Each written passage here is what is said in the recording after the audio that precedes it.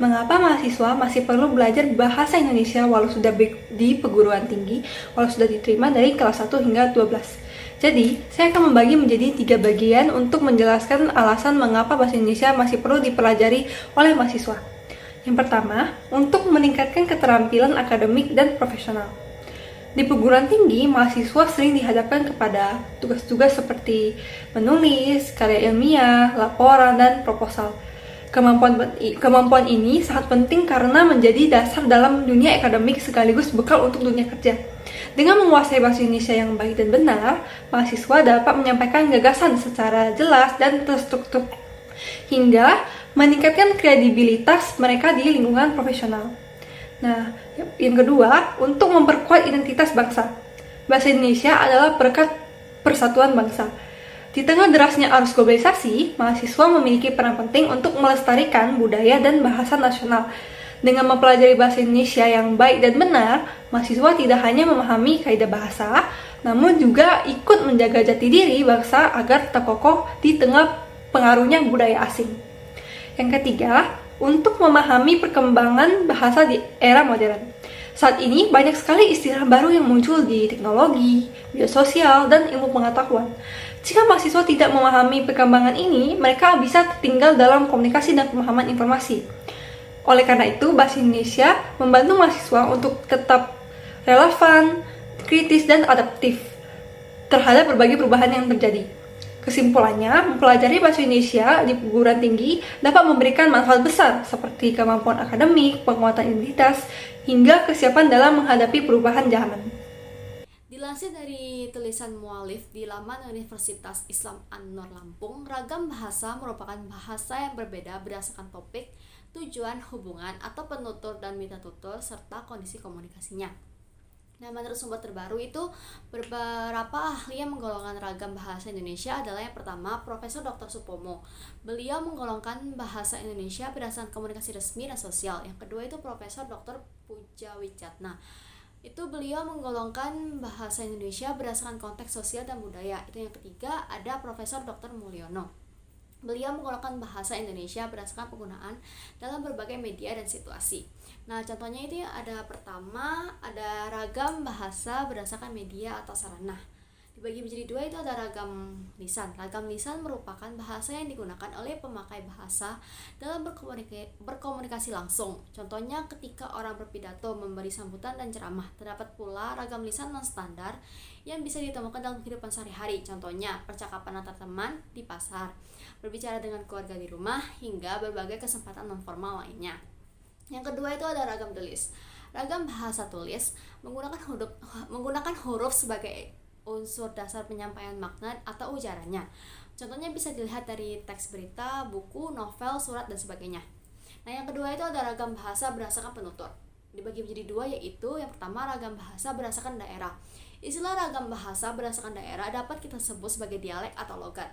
Sebagai contoh utama, kita bisa mendengar tuturan bahasa Indonesia yang begitu berbeda antara orang Betawi dengan orang Batak. Nah, yang kedua itu ada ragam bahasa berdasarkan pendidikan penutur. Ragam bahasa Indonesia juga bisa bervariasi mengikuti tingkat pendidikan seseorang, di mana orang berpendidikan, tidak berpendidikan, dan bisa diterka beda ketika berkomunikasi. Sebut saja misalnya dalam penuturan kata serapan dari bahasa asing. Mereka yang berpendidikan dan tahu kosakata tersebut akan melafalkan ujaran secara benar, begitu juga ketika menulis. Nah, yang ketiga itu ada ragam bahasa berdasarkan sikap penutur. Dibagi menjadi dua juga, yaitu ragam bahasa baku. Ragam bahasa baku adalah ujaran yang disesuaikan dengan kamus agar sesuai kondisi formal dan menunjukkan sesuatu secara formal. Contohnya ketika di rapat-rapat tertentu, dosen ketika mengajar berbicara kepada orang yang lebih tua dan sebagainya. Nah, yang kedua itu ada ragam bahasa non-baku. Berbeda dari baku, ragam bahasa non-baku adalah bahasa sehari-hari yang tidak memikirkan kamus, tataan bahasa, dan sebagainya. Nah, yang keempat itu ada ragam bahasa berdasarkan pemakaian. Dibagi menjadi dua, yaitu ragam bahasa sastra. Pemakaian ragam bahasa sastra berlaku seandainya Anda menulis karya sastra atau melantunkan karya di hadapan publik. Adapun ragam bahasa sastra didefinisikan sebagai variasi bahasa yang figuratif dan hanya dipakai dalam konteks sastra. Yang kedua itu ragam bahasa ilmiah. Berbeda dari ragam bahasa sastra itu, ragam bahasa ilmiah lebih sering dijumpai dalam situasi akademik atau lingkungan akademisi. Contohnya dapat dipantau dari sejumlah jurnal yang diterbitkan oleh universitas. Nah, yang kelima itu ada ragam bahasa berdasarkan segi keformalan. Dibagi menjadi 5. Ada yang pertama adalah ragam baku. Bahasa baku ditetapkan oleh lembaga resmi di suatu negara untuk dijadikan sebagai pedoman berbahasa formal atau baku. Contohnya dapat dipantau dari sejumlah kosakata baku yang telah diterbitkan oleh KBBI. Ragam bahasa resmi dan formal. Ragam baku dapat pula digunakan ketika Anda berada di situasi resmi, disebut sebagai penggunaan ragam bahasa formal. Contoh ini bisa dipantau dari pengiriman surat dinas resmi, pidato, dan pembuatan karya ilmiah. Nah, yang ketiga itu ada ragam usaha. Ragam bahasa usaha menitikberatkan fokus pada pembicaraan atau kosakata yang dipakai untuk menentukan hasil atau produksi tertentu. Contohnya itu bisa dipantau dari rapat sekolah, misal sedang membicarakan rencana pendidikan berikutnya. Nah, ada ragam santai. Char dan Agustina tahun 2010 dalam buku yang sama menyebutkan ragam bahasa santai sebagai bahasa yang dipakai dalam kondisi tidak formal atau non formal. Contohnya ketika Anda berbincang dengan teman main atau keluarga di rumah. Nah, yang terakhir itu ada ragam akrab, disebut juga sebagai bahasa intim. Ragam bahasa akrab digunakan oleh seseorang yang sudah akrab dengan mitra tuturnya. Contoh ini bisa dilihat dari pemakaian bahasa ketika mengobrol dengan sahabat atau sahabat karib. Sebagai bahasa nasional, bahasa Indonesia digunakan untuk komunikasi antar suku.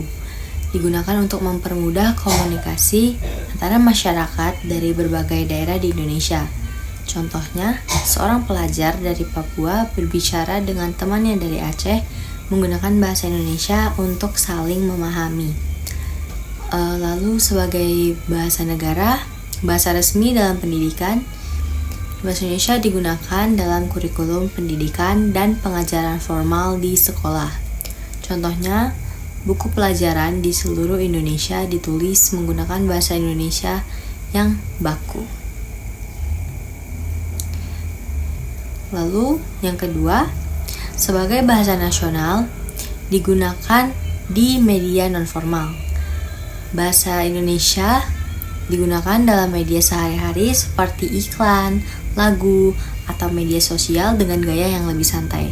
Contohnya, ayo makan sehat sebagai slogan iklan makanan.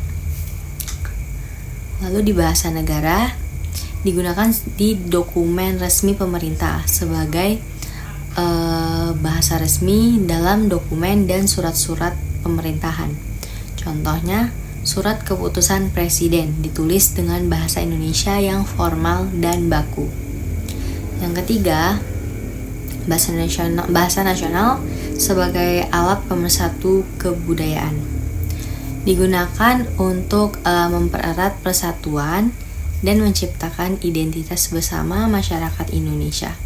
Contohnya, pemakaian bahasa Indonesia dalam acara budaya nasional seperti Pekan Kebudayaan Nasional. Lalu sebagai bahasa negara, ini menjadi bahasa resmi dalam acara kenegaraan.